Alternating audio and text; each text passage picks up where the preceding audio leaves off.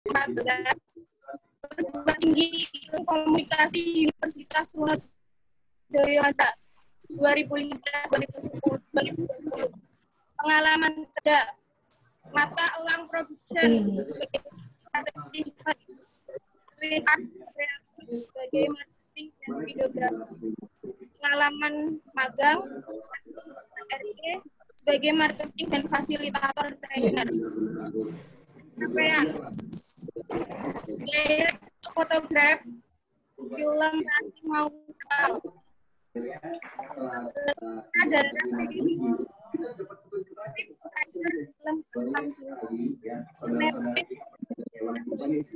kamera film humoris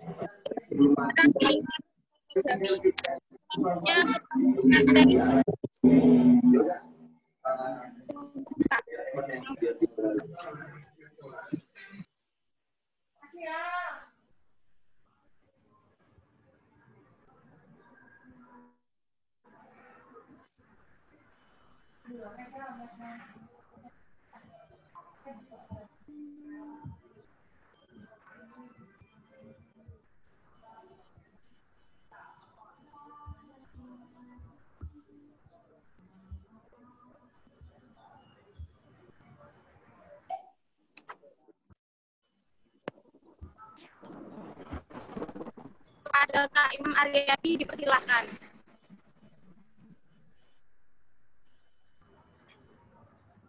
Assalamualaikum warahmatullahi wabarakatuh. Selamat pagi teman-teman semua. Kali ini di tema media sosial ya, saya ngisi sebagai pemateri. Karena di era sekarang media sosial itu sangat berpengaruh banget, apalagi di era new normal. Bisa dibilang new normal ini sosial media menjadi hal terpenting yang harus kita kuasai.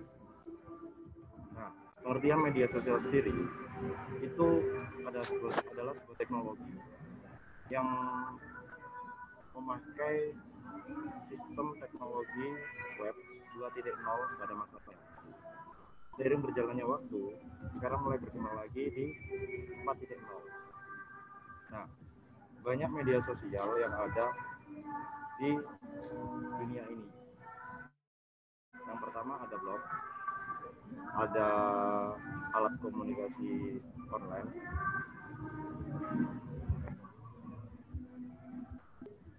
sebentar ada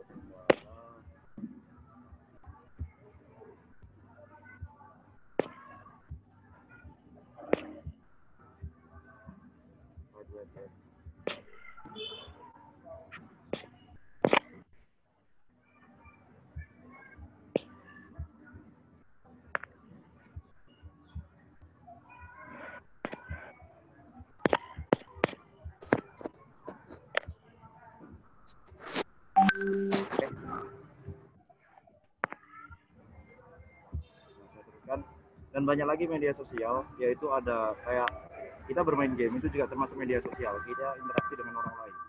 Nah, apa sih yang perlu kita perhatikan di era sekarang dalam media sosial gitu? Yang di sini sih banyak ya, di PowerPoint yang saksikan semua, kayak misalnya ciri-ciri media sosial. Kita bisa melangsungkan pesan dalam waktu yang singkat kepada beberapa orang. Pesannya bebas, tidak melalui satu gatekeeper. Nah, gatekeeper itu biasanya kan mengatur pesan. Nah, di media sosial saat ini, karena perlu gatekeeper, kita bisa melakukan penyebaran informasi kepada semua pihak, semua orang, semua elemen. Batasan ruang dan waktu. Pesannya lebih cepat. Nah, sekarang kita menghadapi new normal, yaitu di mana kita harus melakukan suatu tindakan baru dalam artian kita harus pakai masker, jaga jarak, terus menghindari kerumunan dan sebagainya. Nah, hal yang seperti ini harus kita hadapi di era sekarang. Next, di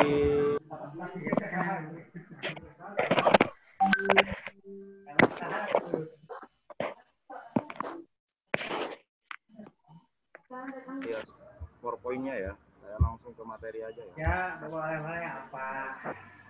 Di peran media di peran media sosial di era new normal saat ini sangat berpengaruh banget berbagai elemen, bisa di badan pemerintahan, di industri kreatif, para entrepreneur dan sebagainya. Nah, misal kita mengacu pada industri kreatif atau para influencer, mereka sekarang mengencarkan banget media sosial untuk bahan promosi, misal promosi di bidang fotografi, di bidang videografi, ataupun mereka endorse dan sebagainya. Terus sekarang ada, kalian tahu kan, salah satu aplikasi edukasi Ruang Guru. Nah, itu sekarang sangat gencar banget untuk melakukan berbagai pembelajaran online kepada anak-anak di usia SD, yaitu 7 sampai 12 tahun, SMP dan SMA. Bahkan media sosial sekarang bisa menjadi sarana edukasi yang sangat-sangat penting. Karena kita harus belajar di rumah kan. Belajar di rumah ini kalau kita nggak tahu benar tentang edukasi yang ada, misal orang tua yang belum berpengalaman sebagai guru mungkin, kita bisa melangsungkan melalui sarana edukasi ini, yaitu lewat aplikasi Ruang Guru tersebut. Bisa seperti aplikasi Ruang Guru ya, maksud saya seperti itu. Setelah itu ada media hiburan. Selain promosi, edukasi, dan hiburan, dan sarana politik, kita ada juga media hiburan, yaitu kita melihat suatu video, konten, dan musik lewat sosial media, yaitu mungkin YouTube atau Instagram juga ada. Terus bagaimana sih penggunaan sosial media yang baik? Kunci utama penggunaan sosial media yang baik adalah kita harus punya etika dalam berkomunikasi. Kalau kita tidak punya etika dalam berkomunikasi, bisa-bisa kita juga akan termakan oleh omongan kita sendiri. Etika dalam komunikasi itu seperti apa? Kita harus belajar berbicara yang sopan kepada semua orang. Kan kita di sosial media kan tidak kenal satu persatu orang, jadi kita harus bisa belajar sopan gitu kepada semua orang. Misal kadang orang kan memakai akun, bisa dibilang akun fake ya, dia itu fotonya memang masih muda, tapi ternyata beliau udah kisaran usia 30-an ke atas gitu. Jadi kan kita nggak tahu. Nah, sebisa mungkin kita harus bisa untuk lebih sopan kepada semua orang yang ada di sosial media. Salah satunya seperti itu. Nah, yang kedua, kita harus bisa menghindari penyebaran sara dan pornografi. Karena itu sangat-sangat berpengaruh pada diri kita. Kalau kita sering menyebarkan konten-konten terus pornografi, bisa kita terjerat Undang-Undang ITE. Nah, di situ Undang-Undang ITE kita sudah melanggar pasal 27, 28, dan 29 dalam etika berkomunikasi. Setelah itu, kalau kita untuk menghindari berita hoax, kita harus cross-check kebenaran berita tersebut. Gimana sih cara meng-cross-check kebenaran berita tersebut? Sebenarnya gampang, tinggal kita mau cari sumbernya apa enggak. Kan kadang kita ada broadcast dari WA ataupun IG atau FB ya, kita dapat broadcast misal ada anak yang meninggal bla bla bla bla bla. Nah, kalau kita nggak cross check asal sebar, kita sudah menyebarkan isu hoax seperti itu. Jadi kita harus cross check dulu berita ini dari mana, benar nggak, siapa pengirim pertamanya, seperti itu. Nah, yang terakhir, kita harus bisa menghargai karya orang lain. Dalam bermedia sosial itu banyak sekali karya-karya yang ada. Caranya seperti apa? Kita harus mencantumkan kreditil, copyright-nya.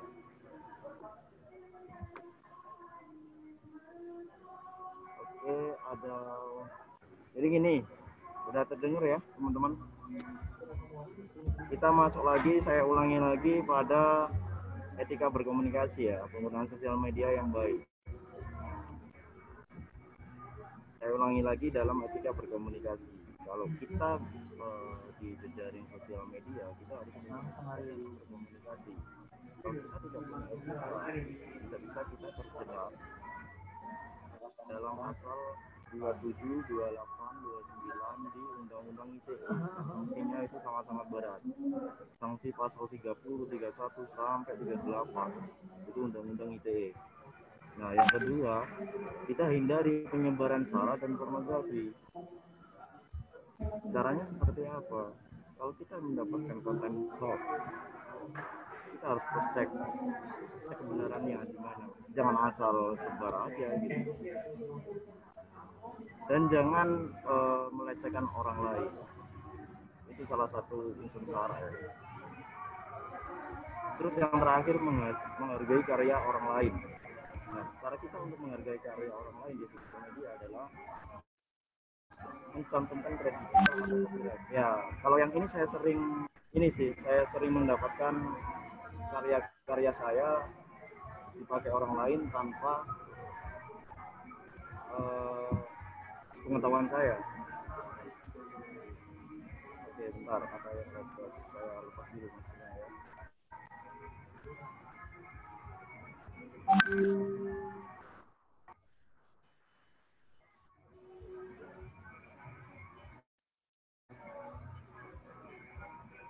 Saya lanjut ya. Untuk menghargai karya orang lain, ini yang sering saya dapatkan. Karena saya sendiri bergerak di bidang bisnis fotografi, yaitu industri media. Karya-karya saya sering digunakan orang lain tanpa pengetahuan saya, tanpa ada kredibilitas nama saya. Itu saya sering menggunakan. Nah, hal yang seperti ini sebenarnya harus dihindari. Iya, kalau misal saya, ya udah nggak apa-apa. Kalau orang lain misal dia paham dengan undang-undang, dia paham akan hukum, terus dia nggak rela karyanya dibuat seperti itu tanpa kredibilitas dia, karena hasil dia kan. Nah, kita bisa terjerat kasus juga karena itu. Ya itu karya saya, kenapa kamu ambil ya? Misal contoh kan. Next, kita di penggunaan sosial media yang baik, secara efektif. Di sini saya meliput ada kata Effendi. Effendi itu salah satu pakar komunikasi ya di dunia ini. Yang pertama kita harus menentukan khalayak. Ini sih pertama kali saya dalam webinar ya. Nah, sepengetahuan saya kalau saya melaksanakan seminar offline maksud saya, seminar offline, biasanya kalau menentukan khalayak kita harus tahu dulu khalayak ini pantas gak buat tema kita. Misal kalau kita buat tema sosial media aja kan nggak mungkin anak di bawah usia 5 tahun kita ajarkan sosial media terlalu banyak kan, pasti kan hanya seputar hiburan aja kalau sosial media seperti itu.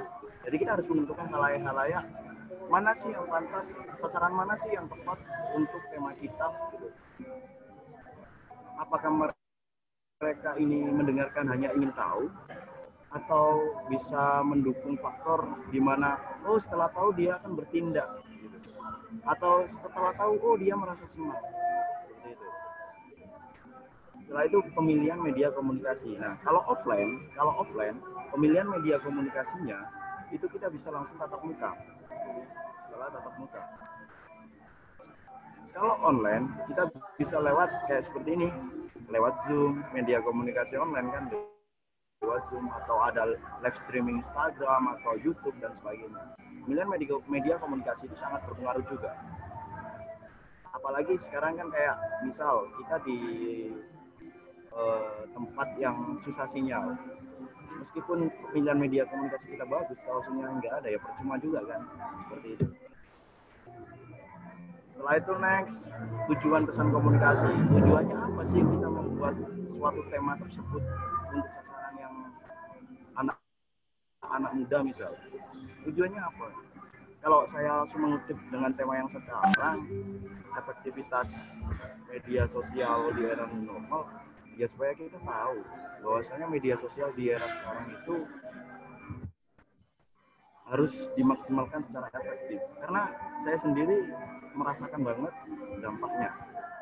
Di era new normal, bisnis fotografi saya sempat pending selama beberapa bulan dan alhamdulillahnya sekarang sudah mulai berjalan lagi. Gencar-gencarnya marketing di sosial media itu yang harus perlu kita tonjolkan di sosial media sekarang, harus bisa kita maksimalkan secara efektif gitu. Nah, yang terakhir ada beberapa contoh sosial media di 3 elemen, yaitu di pemasaran, politik, dan media pembelajaran. Yang di media pemasaran saya contohkan aja pada diri saya sendiri. Di industri kreatif saya, kalau masalah pemasaran, kita memaksimalkan media sosial dan presentasi offline. Jadi memasarkan suatu produk saya, jasa pemotretan, jasa videografer, melalui online, yaitu IG, FB, dan juga WA, story WA seperti itu. Setelah itu kita presentasi online. Nah, itu namanya pemasaran terpadu. Next, kita pada politik. Di politik, sebenarnya media sosial ini bukan hanya di new normal ya. Bukan hanya new normal. Kalau di media politik ini sebenarnya dari tahun ke tahun, pilpres, pilgub, bahkan pemilihan kepala desa di desa-desa tertentu sudah menggunakan sosial media. Yaitu untuk misal penghitungan cepat, terus pemasangan icon dari suatu partai dan sebagainya, terus menjadi alat kampanye. Karena sosial media kan tidak ada jarak, ruang dan waktu, semuanya bisa terakses. Jadi elemen politik masuk dalam sosial media ini sangat penting banget di era sekarang apalagi. Karena di era tahun 2020 ini kalau nggak salah beberapa daerah itu melaksanakan pemilihan bupati di tahun 2020, dan itu sangat gencar media sosial dibanjiri oleh elemen politik, pemasangan pamflet, icon beberapa calon bupati dan wakil bupati. Terus yang terakhir adalah sosial media dalam efektivitas komunikasi pembelajaran. Yang ini sempat saya jelaskan di awal tadi, bahwasanya sekarang kan sekolah di rumah ya, pembelajaran di rumah. Nah, kita harus bisa memaksimalkan media itu untuk anak-anak agar bisa belajar dengan baik. Kayak seperti ruang guru tadi, kita bisa belajar dengan baik dengan banyak fitur yang ditawarkan, dan pembelajaran online lainnya. Kalau kita nggak bisa memanfaatkan ruang guru, kita bisa Google dan beberapa edukasi yang pantas buat anak kita. Karena yang saya temui sekarang, anak-anak sekarang itu banyak di YouTube ataupun game. Itu sebenarnya harus bisa memaksimalkan sosial media untuk edukasi kepada teman-teman. Nah, mungkin itu teman-teman yang bisa saya sampaikan, cukup singkat ya, karena nggak perlu panjang lebar kalau webinar. Menurut saya kita bisa sharing kepada teman-teman semuanya, bagaimana sih efektivitas sosial media di era sekarang gitu. Jadi terima kasih untuk teman-teman semua. Saya kembalikan lagi kepada moderator. Assalamualaikum warahmatullahi wabarakatuh.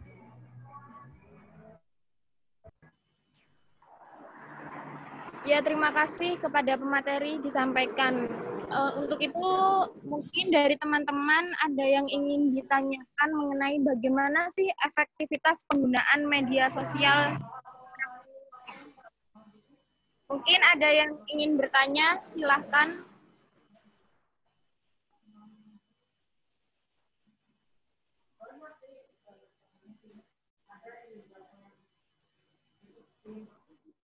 Bisa raise hand.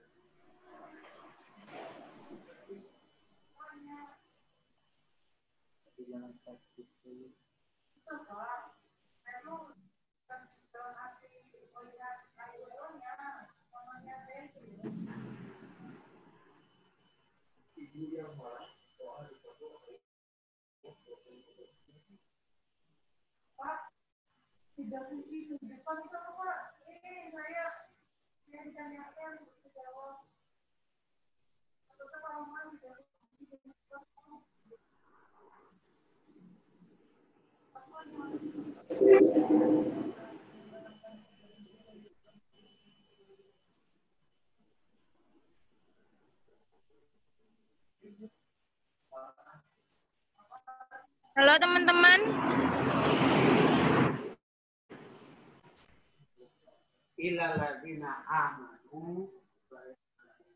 Mungkin ada yang ingin ditanyakan dari pemaparan pemateri atau mungkin tips and trik menggunakan media sosial secara efektif.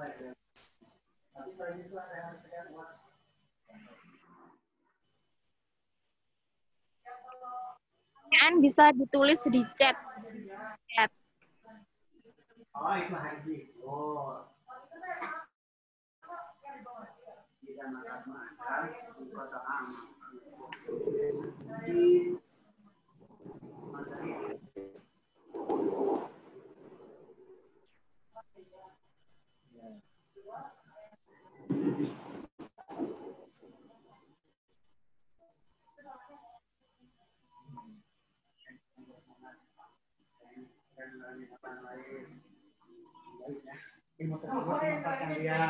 Manfaatkan dia.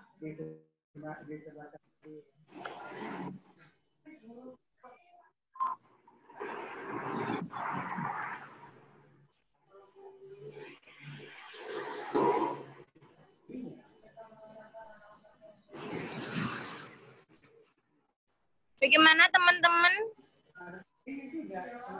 Apakah ada yang ingin ditanyakan dari apa yang sudah Nah, ini ada dari Ma'rifatul. Pertanyaannya, bagaimana menurut pemateri pengaruh media sosial saat ini bagi remaja atau kaum milenial? Terima kasih. Monggo untuk Kak Imam Aryadi mungkin mau ditampung atau langsung sekarang.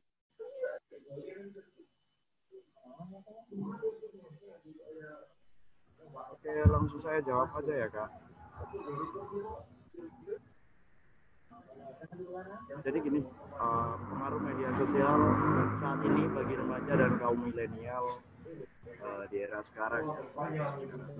Menurut saya, kalau bagi remaja kan rentan usianya kan antara 17. Gak ada bedanya sih sebenarnya remaja sama kaum milenial ya. Kalau kaum milenial mungkin diartikan teman-teman sebagai teman-teman yang lahir di tahun 2000-an. Nah, sama aja remaja juga. Pengaruh media sosial bagi kalangan remaja dan milenial tergantung pada diri kita sendiri juga. Kalau kita bisa memaksimalkan media itu secara efektif, kita akan berpengaruh positif juga pada diri kita. Misal, salah satu teman saya ada, dia itu sangat bagus banget dalam berbisnis. Apalagi dia berbisnis di dunia kuliner, dan dia memaksimalkan media sosial untuk pemasarannya. Dan alhamdulillahnya sekarang dia sudah mencapai penghasilan satu bulannya sekitar 2 juta sekelas mahasiswa ya, mahasiswa yang termasuk remaja dan kaum milenial. Dan dia baru masuk perkuliahan 2 semester yang lalu. Dia memaksimalkan sosial media untuk pemasaran dalam bidang bisnis. Nah, setelah itu media sosial bagi kaum remaja misal di dunia Instagram ya, dia memaksimalkan foto-foto yang bagus, epic dan sebagainya. Dia upload, dia kasih caption yang bagus. Nah, itu adalah salah satu pemasaran tempat dia kunjungi. Kayak misal kita berada di Gunung Bromo, kita berada di pantai A, pantai B, pantai C, kita foto, kita upload ke IG, kita juga bisa memasarkan tempat-tempat itu. Oh, ini di mana ya, kok bagus di mana ya, seperti itu. Jadi kalau kita ditanya kaum milenial sama remaja, apa sih efeknya media sosial di era sekarang? Ya, tergantung pada diri kita. Kalau kita bisa berpikir positif dalam bermedia, kita akan melangsungkan konten-konten positif. Tapi kalau kita sebaliknya, ya kita pengaruhnya juga mengaruh kepada bidang sara, pornografi dan sebagainya. Karena sekarang di media sosial kan banyak unsur sara kan, penghinaan, pelecehan, cyberbullying dan sebagainya.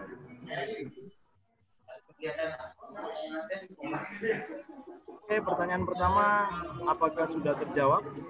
Gimana moderator?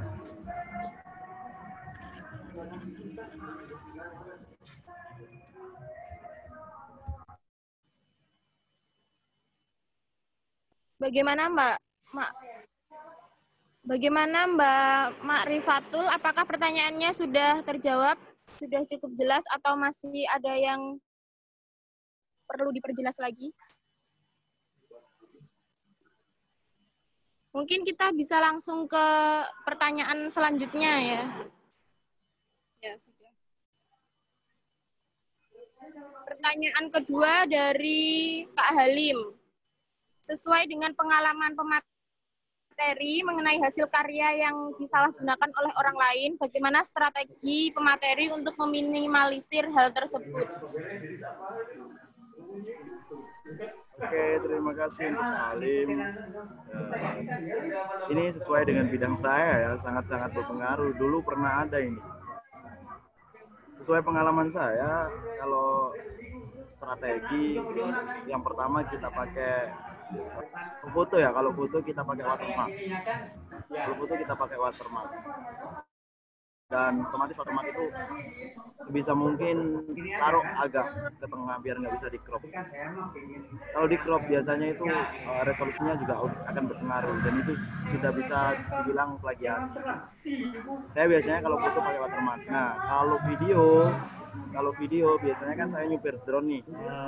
Saya pilot drone dan salah satu videografer juga kan. Nah, itu biasanya saya pakai copyright-nya di pojok. Jadi saya pakai copyright watermark di beberapa karya saya.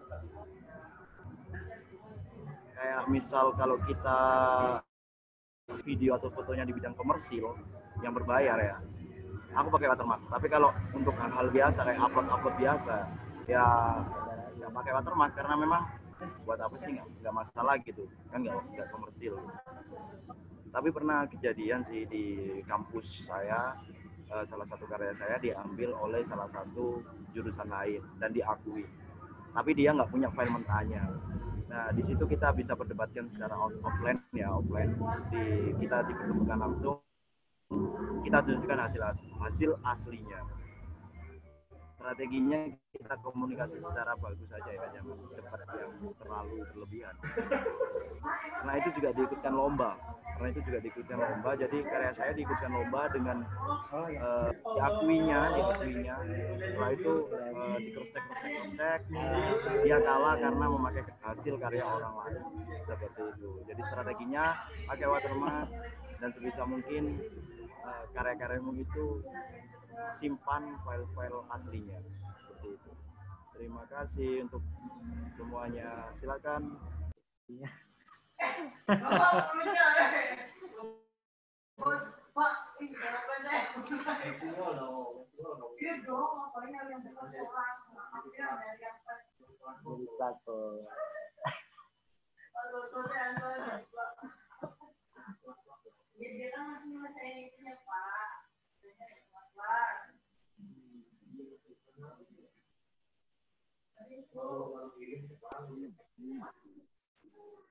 Oke, bagaimana Kak Halim?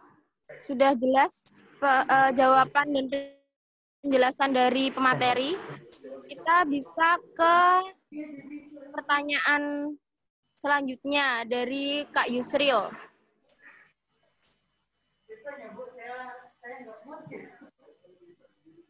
Apakah media sosial bisa dijadikan bisnis? Kalau bisa, bagaimana kita memulainya? Lalu bagaimana kita memberi tanda atau copyright buat karya kita? Karena sekarang banyak sekali orang-orang yang plagiat. Bisa langsung dijawab oleh Kak Imam. Baik, terima kasih untuk Kak Yusril atas pertanyaannya. Di bidang bisnis, media sosial itu sangat berpengaruh di era sekarang. Karena pemasaran yang tak terbatas itu di media sosial. Jadi, sebisa mungkin kalau Anda memulai bisnis, media sosial itu wajib diikutkan. Kita pasang logo, kita pasang iklan dan sebagainya. Nah, bagaimana cara memulainya? Kita dari bawah. Kita persiapkan produk kita persiapkan jasa kita. Setelah itu kita buat portofolio tentang apa yang mau kita bisniskan. Misal kalau kuliner, kita foto semua kuliner yang mau kita jual. Setelah itu kita up ke sosial media, buat portofolio sebagus mungkin. Kalau kita di bidang jasa, kayak misal saya jasa fotografer dan videografer, up upload hasil karya-karya kita di sosial media. Setelah itu kita ikutkan di, sekarang kan ada Facebook AdSense ya, yang iklan itu, dan juga di Instagram juga ada Instagram bisnis. Nah, kalau kita ikut di iklan-iklan tersebut, jangkauan bisnis kita akan lebih luas lagi. Seperti itu. Nah, kalau kita memberi tanda copyright buat gaya kita, cukup gampang sebenarnya. Di foto-foto kita itu kasih copyright bisa lewat pengeditan kan. Plagiat yang seperti itu sebenarnya bisa kita atasi dengan kita menyimpan file aslinya. Mereka tidak akan bisa membantah kalau kita sudah punya file aslinya. Karena resolusinya akan berbeda dan ukuran juga akan berbeda kalau kita sudah punya file aslinya. Meskipun kita download di media sosial apapun, kalau kita punya file aslinya. Seperti itu sih pengalaman saya sendiri karena saya pernah mengatasi itu. Oke, Kak Yusri sudah terjawab. Dari Kak Yusri sudah dijawab oleh pemateri. Maka ini ada pertanyaan selanjutnya Kak dari Pak Nando. Seandainya kita mengambil foto dari Google, misal artikel dan ternyata sumbernya itu website penjual foto, namun tidak ada watermarknya. Saya tetap pakai, tapi dengan menambahkan sumber saya mendapatkan foto, apakah itu juga termasuk pelanggaran hak cipta? Terima kasih. Bagaimana Kak Imam?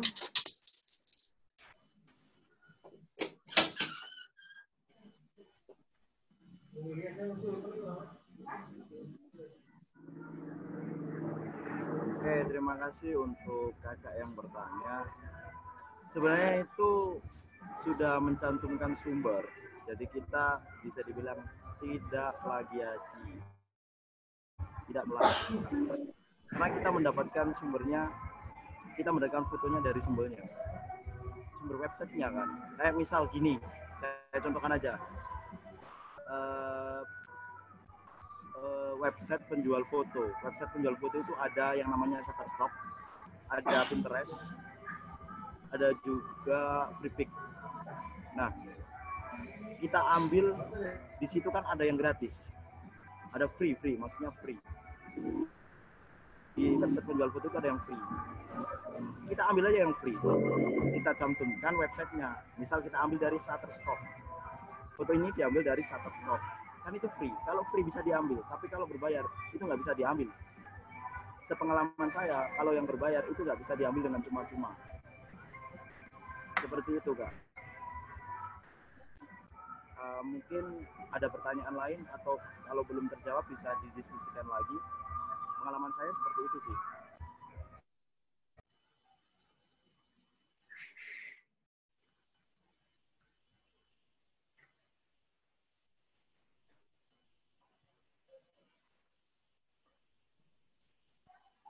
Baik, mungkin ada pertanyaan lain dari teman-teman. Kalau tidak ada, saya mau bertanya, Kak. Sambil menunggu dari teman-teman yang lain. Bagaimana sih cara kita menyaring atau membedakan mana sih informasi yang hoax atau benar? Tips dan trik membedakan informasi hoax dan tidak.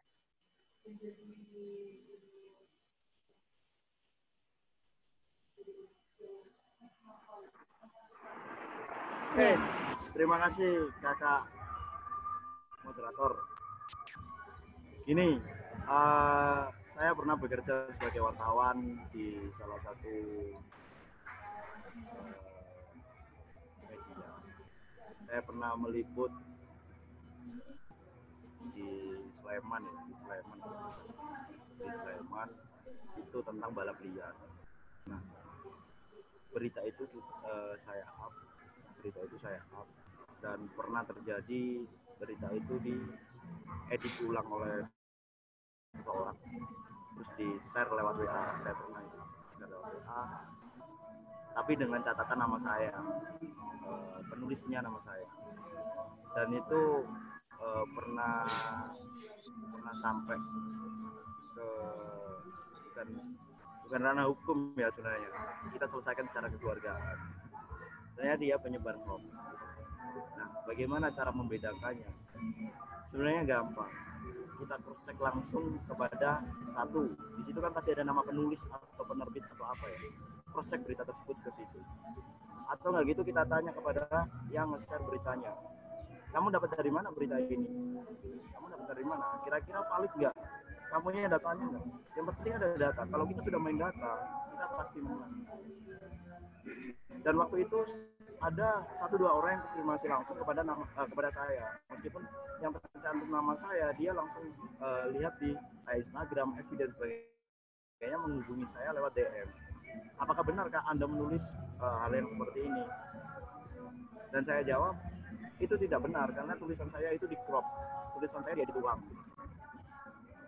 Jadi kita cross check-nya, ya kita tanya beritanya dari mana, langsung cross check kepada orangnya, seperti itu. Kalau bisa langsung ke penulisnya sih. Gitu, kakak moderator. Terima kasih.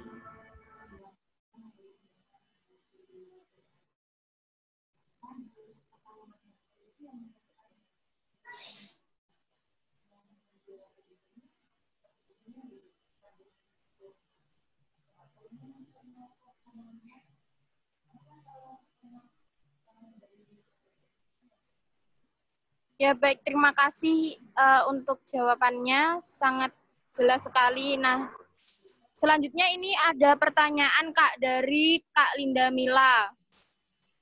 Bagaimana efektivitas dalam pemanfaatan media sosial sebagai media pembelajaran anak-anak tingkat dasar, khususnya kelas 1 sampai kelas 2 SD? Seperti yang saya ketahui, sulitnya dalam menyampaikan materi melalui medsos di usia mereka yang masih tingkat awal. Oke, terima kasih Kak Linda atas pertanyaannya. Itu susah-susah gampang sih, karena itu juga yang selalu ditanyakan para ibu-ibu, khususnya ke saya ya, karena saya beberapa kali ngisi materi, ya beberapa hari ini ngisi materi di offline di salah satu balai desa tertentu tentang pembelajaran anak di usia dini kelas TK dan 1, 2, 3. Nah, bagaimana untuk menyiasati agar anak-anak di rumah itu bisa belajar lebih efektif seperti di sekolahan lah minimal. Nah, sekarang kan media sangat banyak dan semuanya punya smartphone. Kalau anak-anak kelas 1, kelas 2, pembelajarannya pertama kita main di YouTube. Karena kelas 1, kelas 2, kalau kita kasih materi tentang sekolahnya, dia akan bingung. Dia akan bosan dan dia akan marah, dia akan nangis. Dan itu adalah efek psikologis dari anak-anak di usia dini. Jadi yang pertama kita pakai YouTube. Kan banyak media pembelajaran pakai kartun tuh. Kayak misal pembelajaran matematika pakai Jarimatika versi animasi, ataupun pembelajaran IPA versi animasi, kan banyak. Nah, anak-anak usia dini itu lebih suka melihat animasi-animasi yang seperti itu. Jadi kita memanfaatkan YouTube untuk media pembelajaran. Tapi jangan selalu pakai YouTube. Kita alih fungsikan lagi di media pembelajaran yang lain. Misal ada ruang guru ataupun sebagainya. Kita pakai. Kalau nggak gitu, buku-buku yang ada kita foto. Kalau teknik saya sih, buku-buku yang ada saya foto, terus saya masukkan di HP. Cara belajarnya kita pakai HP. Jadi bacanya di HP. Ya, sekarang mereka lebih suka di HP soalnya. Di anak-anak usia dini itu lebih suka gitu lihat smartphone daripada lihat buku. Itu yang saya tangkap. Jadi kalau bisa YouTube itu dimaksimalkan sebagus mungkin karena media pembelajaran di YouTube juga banyak. Sekarang banyak akun-akun YouTube yang melancarkan media pembelajaran pakai animasi dan itu yang disukai anak-anak. Seperti itu Kak Linda. Sudah terjawabkan Kak Linda? Terima kasih.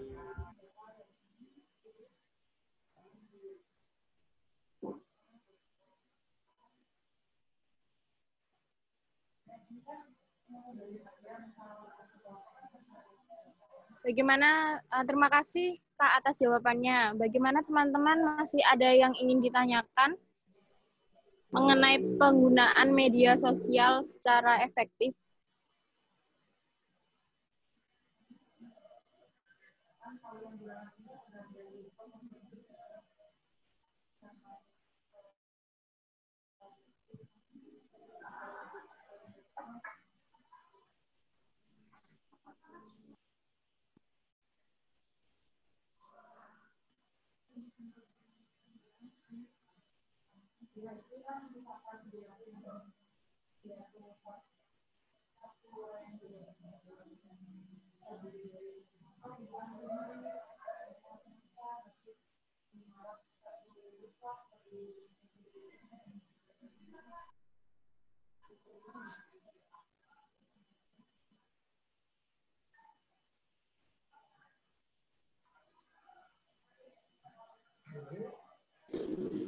Halo teman-teman.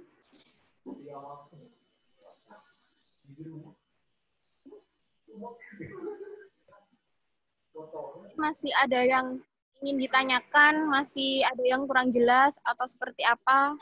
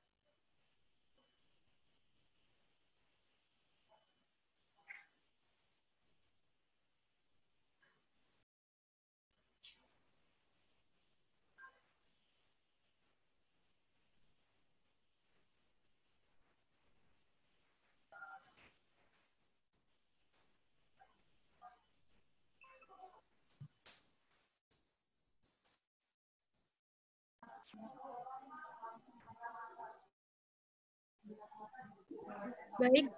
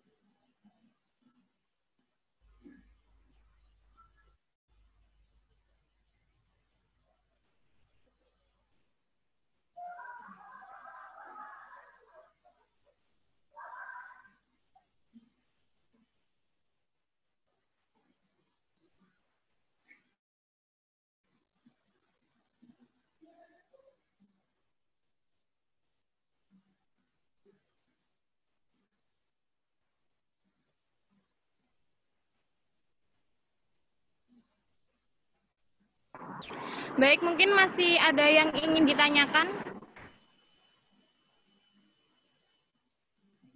Nah, untuk Kak Imam nih, ini tadi ada yang bertanya melalui WhatsApp kepada saya. Kira-kira apa yang harus disiapkan untuk terjun di dunia media selain mental gitu? Kalau pengalaman dari kakak sendiri. Ya, eh, pengalaman saya sendiri yang perlu disiapkan selain mental, yang paling utama adalah networking. Jadi kita harus punya jaring yang banyak di manapun kita berada.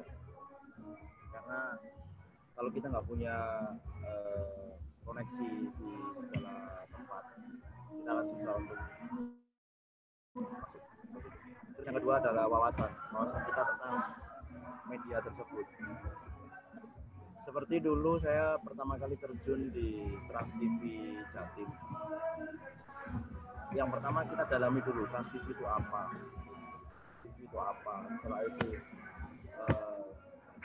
bergeraknya itu medianya itu media di mananya, ada apakah cuma sebatas hiburan ataupun ada edukasi atau bagaimana. Setelah itu pertama networking, wawasan, yang ketiga adalah menjalin hubungan yang baik kepada semua pihak. Beda ya, kalau networking kan tadi kita menjalin orang. Kalau kita sudah masuk, kita harus bisa menjalin koneksi yang baik kepada semua orang, hubungan yang baik kepada semua orang yang ada di dalam. Nah, dari situ kita akan berkembang, semakin tahu, dan kita akan bisa merasakan hasilnya di media itu seperti apa. Nah, untuk teman-teman sendiri ya yang belum pernah kerja di bidang media, mental itu sangat utama, paling utama, dan fisik juga. Karena kita di media, kerja di media itu nggak ada toleransi waktu. Kalau kita kerja kantoran kan biasanya kan berangkat jam 8 atau jam 7, pulangnya sore, ya sekitar waktu kerja itu 8 jam ya. Tapi kalau di dunia media itu kita tidak ada batasan waktu gitu. Jadi jam berapapun kita harus standby. Apalagi dulu pas lagi saya ada di Trans TV, pernah di calling jam 2 pagi, ya jam 2 pagi berangkat. Jam 2 pagi berangkat sampai selesai gitu. Pernah liputan berita juga waktu subuh-subuh, pernah ada kebakaran liput, pernah. Jadi kalau kerja di dunia media itu kalian nggak bisa menjadwalkan gitu. Kayak misalnya, oh besok aku mau liburan, oh ternyata besok ada liputan, oh ternyata besok ada ini, ada itu. Karena kerja di media harus siap mental dan siap waktu juga. Itu yang pernah saya rasakan. Networking, wawasan, hubungan baik, dan waktu. Itu sih Kak. Terima kasih. Yang lain mungkin mau sharing tentang apapun, silakan teman-teman. Apakah suara saya sudah terdengar jelas? Saya maaf ya, di sini juga agak sedikit bising ya, jadi bedanya teman-teman ya kalau suaranya.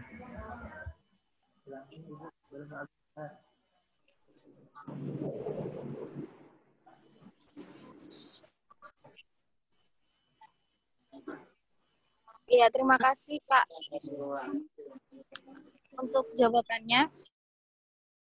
Selanjutnya mungkin bisa berbagi tips atau pengalaman selama menjadi atau sudah, ini kan salah satu pencapaiannya menjadi script writer film Alam Cinta nih Kak.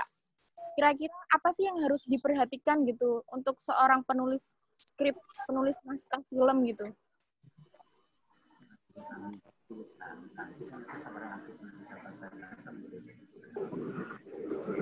Oke, terima kasih.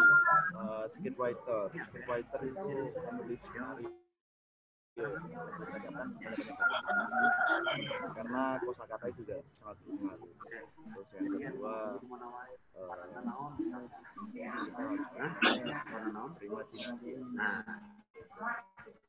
berimajinasi tentang apa yang mau kita langsungkan dalam pembuatan film. Kayak misal, aku ingin adegannya itu kita berjalan di tepi pantai, gandengan, berkayu dan sebagainya. Kita harus ada imajinasinya. Jadi aku gambarannya gini nih, gini. Dan penulisan skrip itu tidak singkat. Kita harus paham akan 4 elemen. Yang pertama penulisan skrip itu ada sinopsis, tema, terus treatment, setelah itu baru skenario. Jadi kita harus paham. Sangat luas kalau penulisan skrip. Udah beda tema ya kalau kita pembahasan di skrip ya. Karena ini media sosial, bukan penulisan skenario. Jadi cukup singkat kalau penulisan skrip, kita harus paham tentang itu aja. Baca buku, imajinasi yang luas, terus habis itu paham akan sinopsis, treatment, dan skenario-nya sendiri. Begitu, Kak.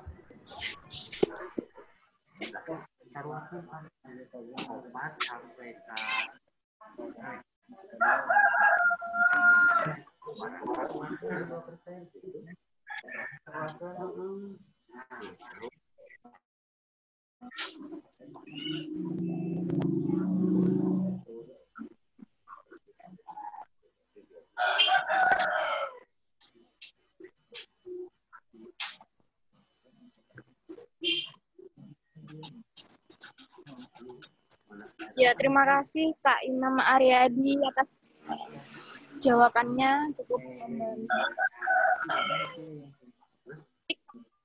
Sudah tidak ada yang ingin ditanyakan.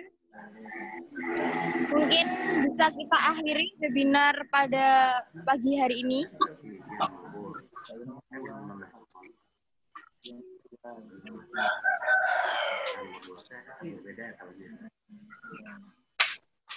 Gimana teman-teman?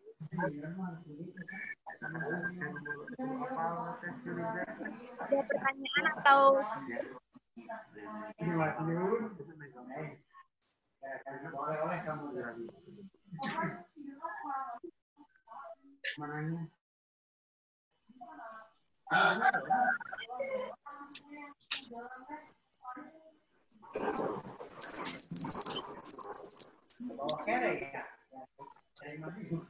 ya, mungkin jika ada yang ingin ditanyakan lebih jelas lagi di luar forum, kita kirim pertanyaan melalui atau mungkin langsung DM ke Instagram Kak Imam Aryadi di @aryadi.imam. Teman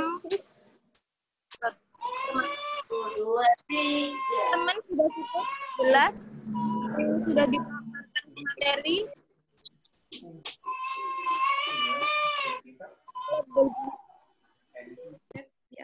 Bisa diakhiri ya untuk webinar pada pagi hari ini.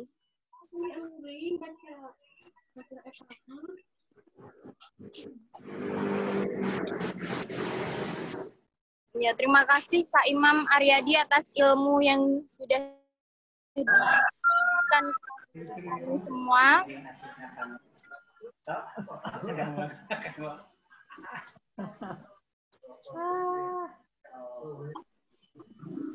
Baik, saya akhiri untuk webinar pada pagi hari ini.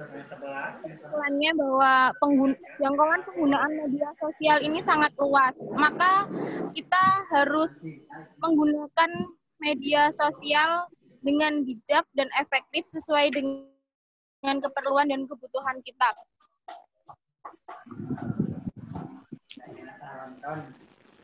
Dari saya, apabila ada kekurangan mewakili panitia, mungkin ada ketidakmaksimalan dari kami, mohon maaf yang sebesar-besarnya.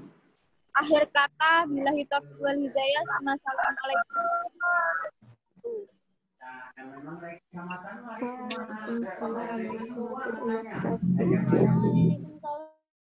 Warahmatullahi wabarakatuh. Ini iya jangan foto dulu. Mungkin untuk videonya bisa dinyalakan dulu. Aduh, kok mana ya?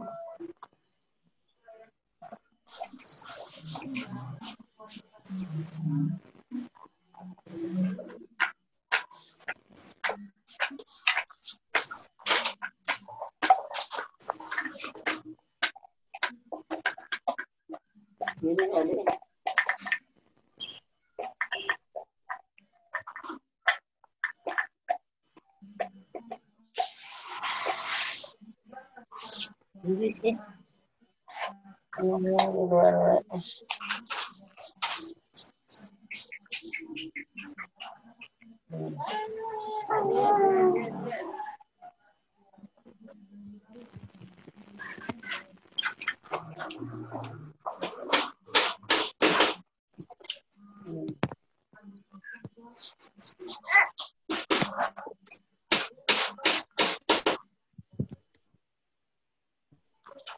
Oke, semuanya cek. Terima kasih sudah bergabung dalam webinar kami yang bertajuk efektivitas media sosial di era new normal ini.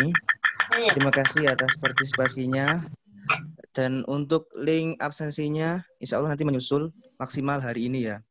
Maksimal hari ini nanti sudah bisa di-share di grup WhatsApp. Jadi dimohon untuk tidak meninggalkan grup terlebih dahulu. Dan sekarang boleh meninggalkan atau leave dari Zoom ini ya.